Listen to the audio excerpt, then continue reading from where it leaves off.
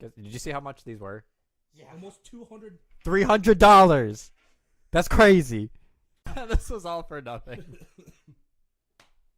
You can go live on Twitch then, I guess. Live on your end. It's loading. We're good, guys. We're chilling. We're good. Phones on sound. Oh, hey, I see myself. Oh my gosh. I guess we're live. How's it going, live. guys? Welcome to the first live stream for Pit Podcast. Yeah, welcome to an awesome live stream. We got a lot of topics we're going to talk about, and my goodness, we are so in 2025 Reefscape. Reefscape is Reefscape. looking pretty crazy. A So water game. I'm your co-host, Nathan Gonzalez. We got co-host Chris Fong. Jason, we're going to try to get patched in. He's a little remote. He's finished up with his team. And we got manager Ian with us today. Mm-hmm. How you guys feel about the game?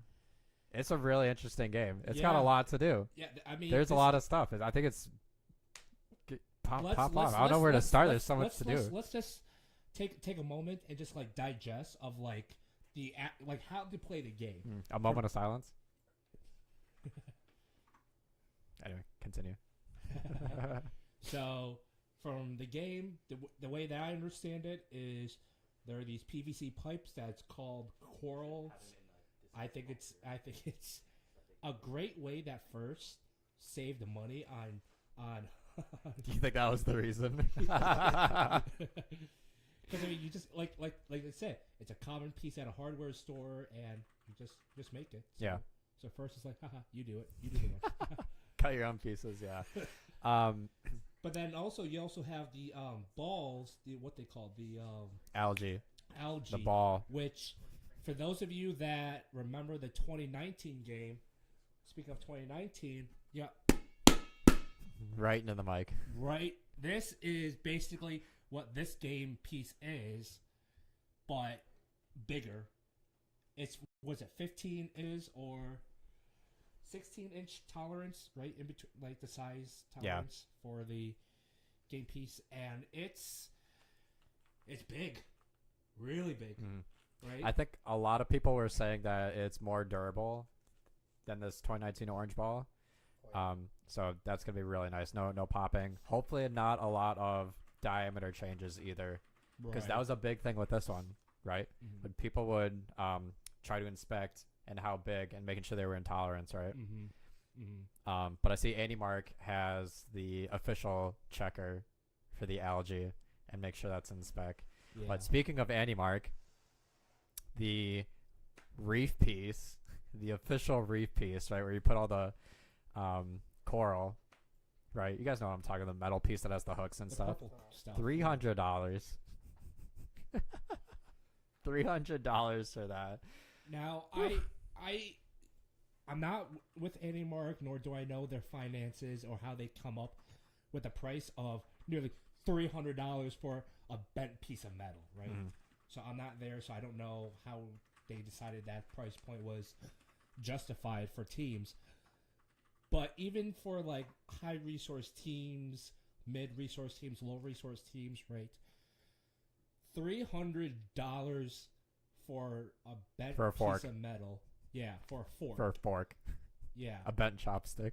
for $300 is It's a lot. it is crazy. So see, the thing is that like in 2022, right, Rapid React, the tall go on top, they sold that whole assembly with the wheel and the motor. I think that was justifiable for the price, oh, right? absolutely. But now the reef, I don't know. Maybe it's the coating. I don't know. Maybe I don't know how it's bent. For what?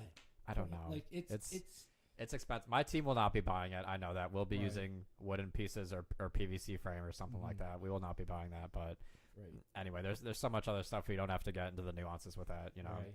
But that's a surprise. What do you think about the climbing? I personally do enjoy it. I like how you could choose which cage you want to climb on, the high or low cage, and I like our previous episode. I was just explaining how in Steamworks you had the free hanging rope that you could had to navigate how to climb on. They brought that back, but this time with an element to choose how to climb off the ground. Yeah. And I absolutely love that aspect of the climbing, since having it being a free swinging obstacle, you have to like really understand how to like cradle the cage, how to prevent it from moving, and I like it. I think it's a good choice that they had for the end game. It's hard. The the deep cage, it's hard because that's only like 2 or 3 inches off the floor, right? Hello? So being able to, get your robot from touching the carpet on that thing it's gonna be really challenging, I think. Right, and that's a challenge. But I believe low resource. What does that mean? Low resource. Huh? What? Sorry, that was our manager. Nick, can you elaborate what you mean low resource? Thank you. Let's see. Looks like my message aren't going through. Lol. Chris, do you think the barrier for low resource teams is really high this year? Oh, that's a good question. I don't think it's. Oh. Hi, Jason. Hi, Jason. Chat, can you guys hear Jason? Hopefully. So to answer his question, I don't think the barrier is that high. Now I'm saying specifically for AnyMark, that reef fork, spending $300 on a bent piece of metal. I think that's insane, right? But to have the resources to make the game elements and have these pieces, you just need like a piece of wood or a PVC pipes to manipulate to create this what's it called, the reef. So for resources team, I think this year's game is there's not that much of a gap for them and a high resource team. And I think with that aspect of it, HQ and the game design committee done a really good job of that to ensure that all the teams in the program has a chance to participate and actually be competitive with their game and how they approach it.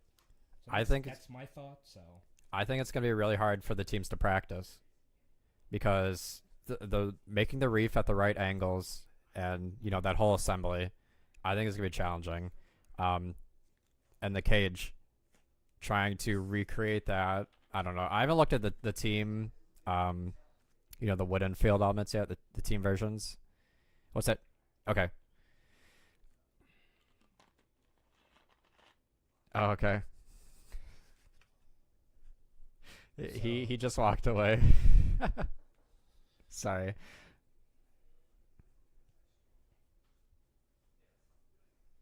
Okay, he's been here.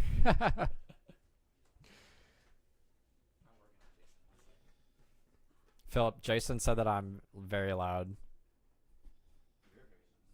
I'm loud. You're loud. But so one thing I want to interesting. He's hearing Chris through my mic. Nice. Hi. How are you?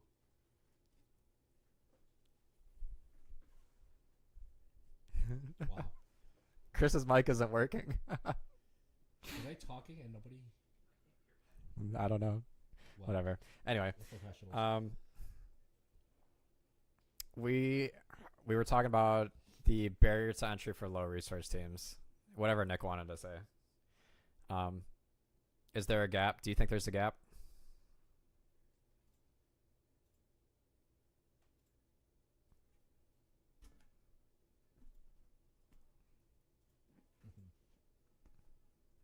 Mm-hmm.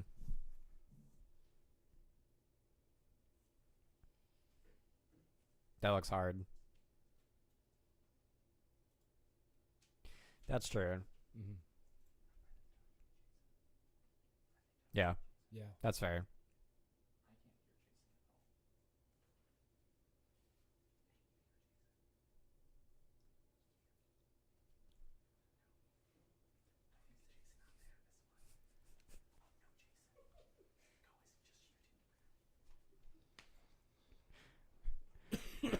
We're having some technical difficulties getting Jason in. Yeah, so sorry about that, guys. But here's just something that I really want to discuss as a spectator, as possibly for drive teams, and like the lack of defense that's in this game, right? I understand where the design committee was going with, try to limit robot-to-robot interactions with a pick-and-place game and how much pinning, how much damage that the field was taking, as well as just overall, like, quote-unquote, chaos when defense was being played. I think for first to limit that style of play for teams that want to utilize that, fine. That's their decision. That's how they want to approach it. I really think by hindering those teams' strategies and not giving them the option to play certain type of defense, I think does a little bit of a disservice for teams that can't like play the game as they want, or teams that really want to prioritize defense as a way to slow down scoring and to help their alliance, keep up with that scoring. It's almost unfortunate. And to have the rules set in place for the teams to try to limit the field damage and whatnot, okay. But I think it should have a solution to have defense be untouched and have the field be more secure in order to anticipate that level of play if the teams choose to. I would love to hear from the GDC on their reasoning behind that. Whether they wanted to limit the interaction with the cages and trying to go through those, because there's not a lot, right? You can't touch your opponent's cages. Right. There's a lot of penalties for that. Yeah. Just trying to get tangled, driving through those, driving under those. But yeah, you can't go into the other side of the field. There's no safe zones if you do, so that's very interesting. Limiting the defense is tough because I also enjoy defense a lot. I can understand why. There's a lot of spaces around the reef, I think, and especially in front of the processor, right? There's no safe zone in front of the processor, so a robot could like sit there and block it. Yeah. Right? Yeah. Just block the hole. I understand it's kind of unfortunate, but I think we'll live through it, right? I think talking to a couple people and seeing some stuff online, right? People are reminiscent of 2015 and 2019, of course, right? Where field's cut in half, you're kind of sticking to your own side of the field. Your loading stations are on your side, where your scoring is on your side. You can only have one defender on the other side, and they're gonna do the best that they can over there, right? So it's we'll live through it. It's not gonna be like 2015, right? It's gonna be more like 2019, I think. So in terms of defense, at least, right. So sorry to cut you off, Nate, but going back to the chat, Nick is saying his question is more geared towards playing the game for those low resources teams and them scoring. It's definitely a challenge. It's of that aspect. I think for those teams, it's hard to find a simple solution to manipulate those game pieces in order to score. I think it's... Oh, you think? Looking at the pipe, you're talking about the pipe, right? No, the pipe ball, and the algae, it's a ball, itself. right? The ball itself. It's a ball. Yeah. Everybody's done balls. Balls are fine. I think the Which- pipe, but the pipe I'm looks a little saying- daunting. I'm saying in terms of knocking them off of the reef, Mm-hmm. possibly wanting to shoot into the net, and because like for a low resource team, right? There are solutions to obtain the ball from the ground, right? From the the stationary balls in auto Mm. and take them to the processor. I think that's just about it. I think right, scoring but- L1 Coral. But the kit bots that can only score on the first level is about the only other easiest thing that a team can score. Because theoretically, those teams can just keep cycling from the station and then keep popping them out to the level 2, or excuse me, the level 1 platform all day long, and then just kind of obtain the ball and push it into the processor. Yeah, hopefully they'll need Right. something, right? Because they did show the Kitbot trying to push it in the processor, and he got did? stuck. Really? Yeah, Oh, did I you didn't see that? It was so funny. I didn't see that. That's Um, crazy. I think so. At least for week 1, I'm thinking like week 1 and then week 4, and then states, right? In terms of like how the game's gonna develop, right? Week Mhm. 1, I think is gonna be won by Algae, right? Trying to get that off and in the processor. It's the easier game piece to handle. I think it's the game piece that a lot of teams are gonna go after first. Mhm. Algae and at least L1 Coral, because that's what the Kitbot can do, right? So I think that's kind of like the bare minimum. It's just, grab it from the human player station and drop it off into L1. I think that's going to make or break or be the difference for week 1. So we'll see about that in Ferndale. Week 4 and later, especially states, it's going to be much more Coral heavy for sure. But getting the Algae off is the first part, and that's going to be trickier for low resource teams, I think. The balls are, they're stuck in there, and it's on the L3. You need to get them off, because if any Algae is touching any Coral, it doesn't count, so it's got to come off Right, first. It has to come off. Right. And don't even get me started on the ranking points. Right. The ranking point for Coral is insane. 5 pieces of Coral on all levels. That's Yeah. crazy. Yeah. Whoever suggested that the ranking points be harder, Jason, he got his wish. That's a tough ranking point. Oh yeah, It's a hard ranking I mean, point. You have to. So I get when you score right for the co-op points through the processor, does that limit to just 3 levels, right? To score that Yes. Coral ranking point. Any 3 levels, So 5 pieces on 3 levels instead of 5 levels. 4 levels. 4 levels. excuse 5 me. pieces on 4 levels. Yeah. Yep. Okay. It's Even that seems hard still. yeah. Right? It's but Am here's I the crazy? thing, right? But here's the thing. Or Like, am I just on a bad team? well, I think it's I think it's a good challenge though. I think it's good to have a hard ranking point to earn, because Yeah, no, I agree with that. Yeah. you really have to work with your alliance in order to achieve that, even after the co-op points. You really have to earn it, and I like that aspect of it. That aspect, I really like it, and it's great. We'll just have to see how that progresses throughout the season. If it's unreasonable in the early weeks of competition until 4, 5, 6 weeks of comp. Mm-hmm. Right? Jason did bring up a good point though, that it's short cycles because Yeah. it's all on your side of the field. So you do have a good point. So we could probably. I still think it'll be very, very hard, but we'll see how it goes. It's gonna be boom, right back and forth. Yeah, bang, It's bang, bang. I think what I'm more worried about is not like the cycle time, but the placement of it, and actually getting the Coral onto those pegs.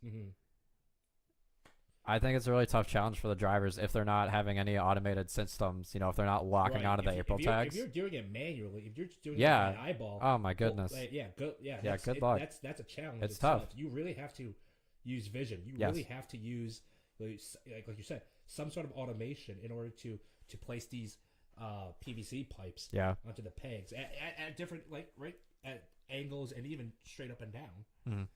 It's I wanna get to Dom's question too, about if the game would be better if the alliances if the loading stations swap sides to make your cycles have to travel full field. Maybe, and I think that's like what we were all thinking of when we first saw the game, it's like, oh, the loading station's on the opposite side, of course, Mhm. right? We got to travel, through the cages and stuff, and turns out everything is on our side of the field, right? Would the game be better if they swapped? Maybe because there's more robot interaction, right? There's going to be a lot. Fundamentally, it'll be better, but then you'll then have to change the rules.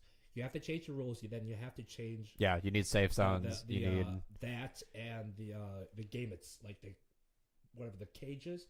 You have to change that to a different game. Yeah. End game in order for it to allow full field cycles for those game pieces. And I think for the game committee, that's what they really wanted to limit that and be like 2015, where everything is strictly on your side of the field. Yeah. Which, I mean, for those in the audience watching, again, I'm going to be blunt. How many viewers are we at right now? I'm going to 10. It's going to be 9? boring, but Nice. Well, you're watching, so that doesn't count. They're watching up there. That doesn't count either. So we have 5? Hi, Mom. Yep, auto ranking point 2. That's a really good one. They actually bumped up the number of ranking points that we can get, right? So now there's 6. 3 in match. Yeah. And then it's 3 for a win. Mm-hmm. So it's a new total of 6. That's interesting. Thank you, Dom. You're a proud viewer. Yep, I see you. Represent. It's good. It's more opportunity to rank up higher, which is great. The auto RP we were taking a strong look at too, right? Because it's all 3 move and score 1 quarrel. Mm-hmm. Solid. I like it. Make sure your robot's moving in week 1. That's all I can say, right? Yeah. Do your part. Everybody's doing their part. I'm doing my part. That's going to be the minimum. Just like previous years, it's going to be the minimum. Yeah. To move out of the parking space to assist with that RP. Right. So it's, I don't know. Crazy. 6 RPs. Who would have thought? So I have Let's see. a question for you guys. What do you think about the strategy of stealing? Oh, that's right. Yeah. Balls. From the opponent's side. Algae. Shoot algae and shooting them back to your side. We had a lot of discussion on that as well. We had discussion on the tactics with the human player at the processor as well, right? Because if they're going to actually shoot into their net and make it, or if they're just gonna pass it back to your robot or something, throw it to the other side. I'm sure there's going to be a lot of team updates on that and what the human player can and can't do if they're trying to intentionally. I think there's one on, intentionally throwing it at an opposing robot or something. Right. Or if they're going to try to intentionally just throw it back onto the field versus if they're actually aiming into the net. Right. There's a lot going on with that, right? It's really interesting, right? You're feeding your ball into the processor, your processor, which is going to the other human player to then score into the net. Yeah. So speaking of the algae and through the processor and scoring into the net, let me ask you this: is how much value is it to have a whole subsystem or mechanism to score the algae into the net by a bot versus cycling the algae into the processor and just relying on your human players to bang it into the net?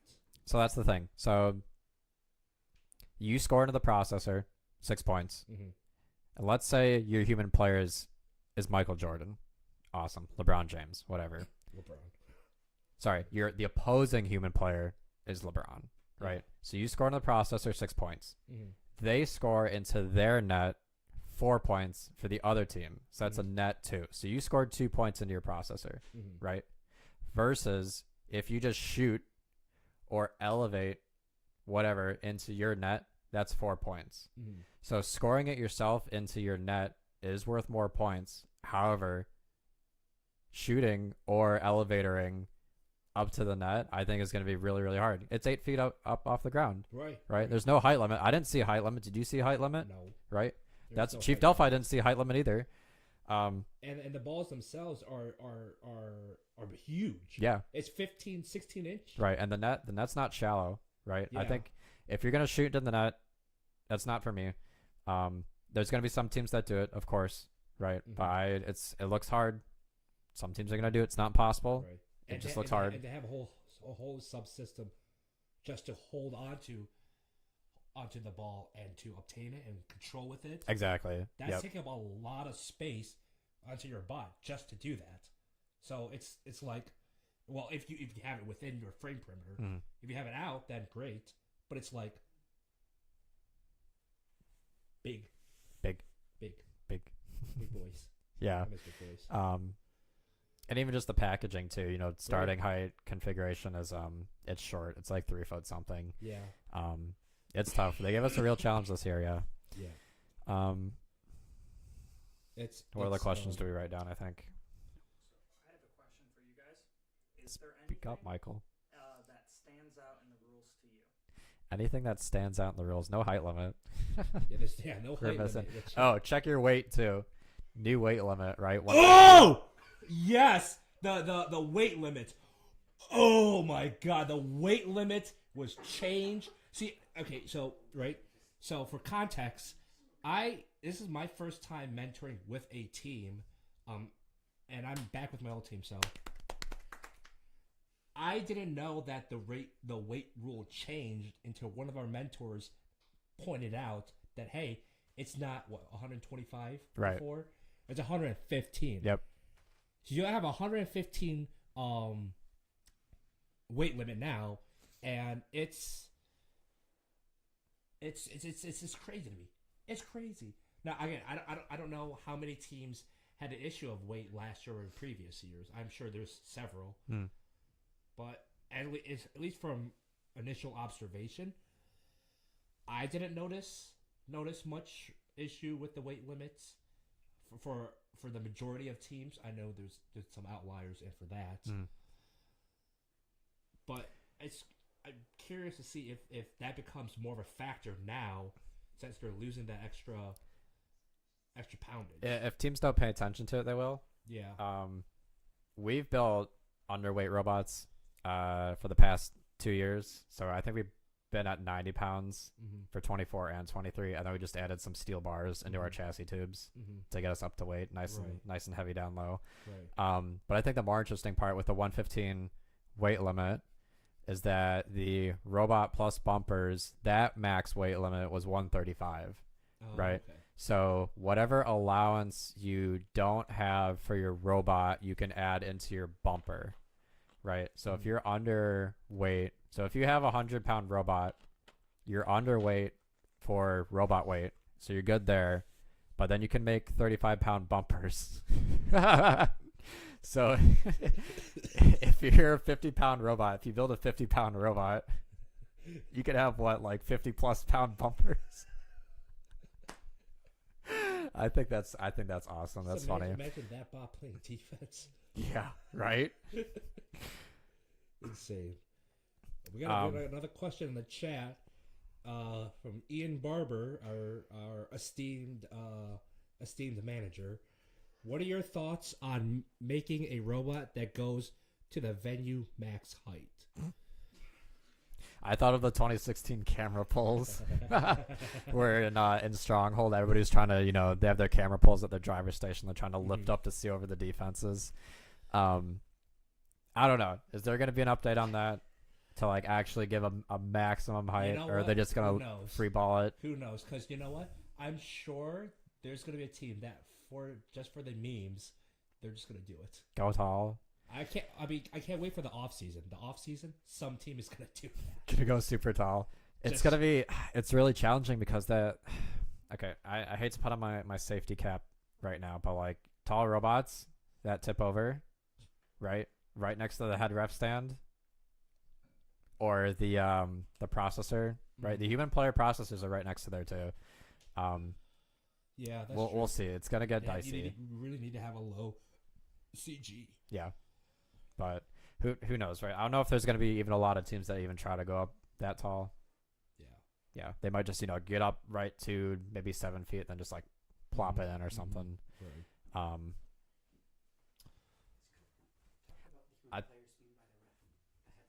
I can't hear you. Ian! Yes. Hi. Yes. Don't yell at the So, sorry. Oops.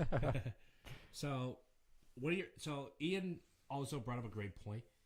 Human players standing next to the head ref. Oh, that's right. Yep. Goodness, I think all the FIM volunteers had a uprising with that. What do you think about that? Get a little elbow right next to the head ref, get a little cheeky with him. Be like, hey, Brian, how's your day gone?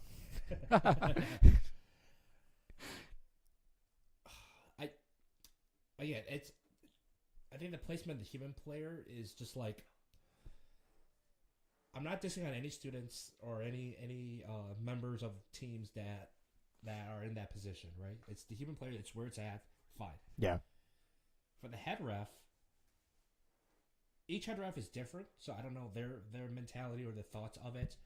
But to have to have it right next to the head ref, and having to maneuver around the student to see a play happening, what prevents a member from obscuring that vision or in real time taps on the head ref's shoulder, ask them a question, or tell them, You're like, hey, you missed a call there. Yeah. Open your eyes, ref. No. Yeah. It'll be interesting. Yeah. I mean, like, okay, so let's look at last year, right? The two refs that were on the amp side, those students were right next to us too. They never bothered us. Yeah. Right. Yeah, they were fine. So that's fair, right? If they're not going to bother us, they're not going to bother the head ref. Right? Luckily, in FIM, most of the head refs are over 6 feet tall. So that works out for their favor, I guess.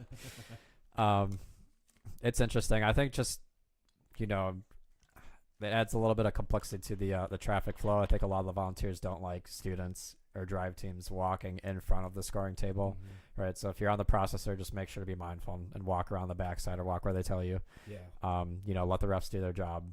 That's fine. I'm looking forward to it. It's gonna be fun. Right. We got 4 official scorers, buddies right next to us. Yep, to track all the coral that's on the reef. Goodness gracious, that's a lot. It's crazy. I like it. It's like as a scorer, how are they gonna do that? How are they gonna look at the thing and say, "Oh, that did that"? Right? That's gonna be hard. That's gonna be a hard job. It's gonna be tough. Yeah, I think they both have like 2 sides. Their side of the field, our side of the field. Yeah. Right. So it's Yeah, so I'm excited for the game. Yeah, me too. It's gonna be a long 6 weeks. We got a lot of decisions to make. Algae, coral, cage, climbing cage. It's vision too. Yeah, we're trying to knock them off as we go. So does your team meet tomorrow on Sunday? I should know this. Yeah, you should. It's crazy. Yeah. Any team that's meeting tomorrow, have fun. I'm not. It's like a break. So, when we round out this episode or live stream, what are some resources you can give to teams just looking at this for the first time, or maybe they're a veteran team trying to get more experience? Experience on what? Making a robot. Making a robot. Read the rules. Build the kitbot. Kitbot's pretty good. I know First in Michigan's got kitbot instructions. They also have swerve instructions. Thank you, Gail. I got your email on how to put together the West Coast swerve, I think. So kitbot, watch the RI3Ds. Those are going to be pretty interesting. I'm excited for the cranberry alarm. They had a good design last year. RI3D teams, when they pop out with their designs. Well, they have a lot on their plate, right? They're going to be pulling those all-nighters and... Right, but once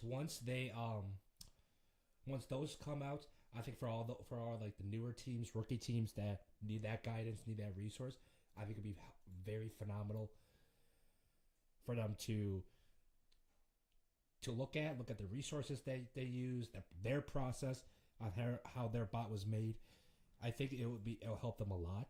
Another one being 118's every bot. Right, if that's the direction that they want to utilize their every bot whenever that releases, it'll be phenomenal. It'll be phenomenal for them to even see their process, their CAD, their robots, and just like how they came up with the design of the bots and how that go through.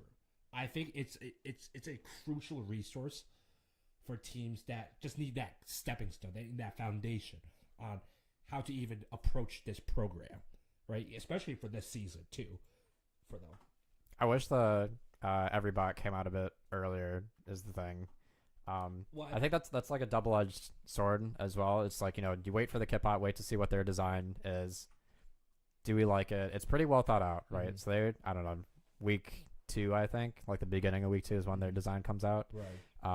Yeah, it's pretty nice, right? Everybody says good reviews about it, right?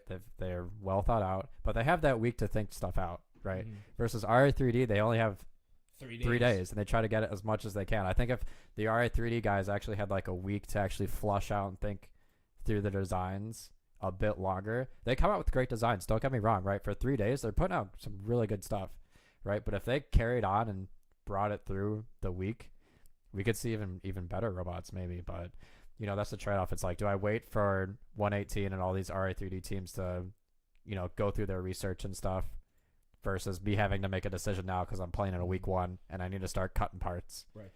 And the thing, another thing to help with that aspect is that at least in First in Michigan, I can't. Is it called RoboZone? Is that what it's called?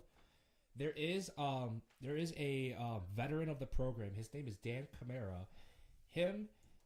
He will have video instructions on how to make the exact every bot. I remember he did it last year and the year before that, where he had a list of videos they did how-tos of the every bot. I think it's a perfect video to watch for those teams that want to emulate or even copy 118's every bot, and so that way they have that step-by-step guide on how to make it. Because if teams are able to utilize that, because it's on YouTube on the RoboZone channel. First in Michigan or something. First in Michigan, right? Because I don't remember where they posted. Yeah. I think it's First in Michigan. First in Michigan, okay.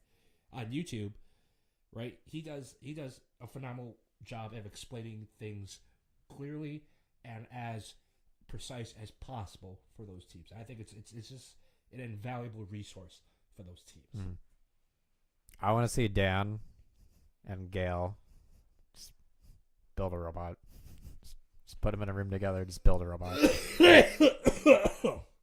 Excuse me. I think see what they come up with. New RI3D team right there. I think maybe the next episode. Sounds good to me. And for those that are watching on the stream, we thank you for somehow wasting your time to watch us talk about stuff. And follow us on YouTube, subscribe, like, ring the bell, Twitch @Pit Podcast, Instagram Pit Podcast _official. What else do we have? TikTok Pit Podcast _01 something right then. Smash that like button, leave a comment below, and we'll catch you on the next episode of the Pit Podcast.